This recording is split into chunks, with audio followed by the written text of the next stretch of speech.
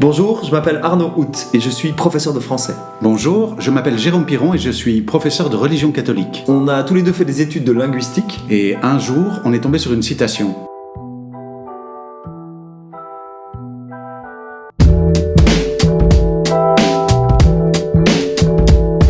En turc, l'orthographe est parfaitement phonétique. Une lettre, un son, une lettre.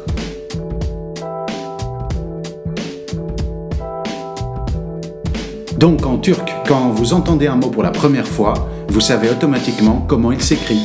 C'est aussi le cas pour de nombreuses autres langues comme le croate, le finnois, le bulgare, etc. En français, si on inventait un mot qui n'existe pas, comme le mot créfition qu'on a inventé avec Jérôme, de combien de manières différentes pourrait-on écrire ce mot créfition en français ?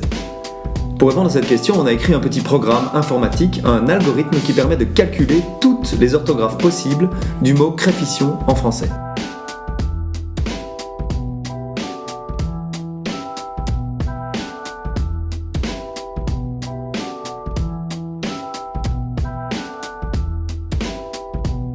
Au total, il existe 240 manières différentes d'écrire le mot créfition. En français, on est particulièrement peu exigeant avec l'orthographe. Attention, on ne parle pas de votre orthographe ou de la nôtre, on parle de l'orthographe elle-même. S'il arrive qu'on juge votre orthographe, on ne juge pratiquement jamais l'orthographe elle-même. Il ne s'agit pas de juger la langue, mais bien son orthographe. On a souvent tendance à confondre l'orthographe et la langue elle-même, mais l'orthographe c'est pas la langue. L'orthographe c'est l'écriture de la langue.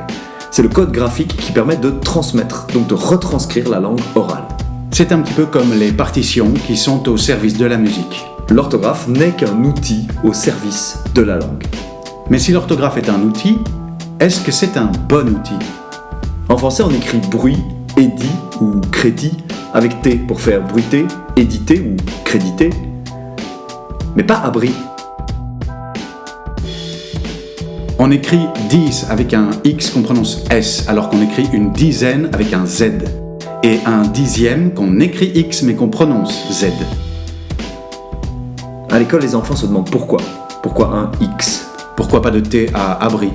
Et quand les enfants demandent pourquoi, on leur explique comment. Comment on écrit ou comment on accorde. Pourquoi l'esprit critique s'arrête-t-il au seuil de l'orthographe ? C'est parce qu'on a tous appris à ne plus se demander pourquoi.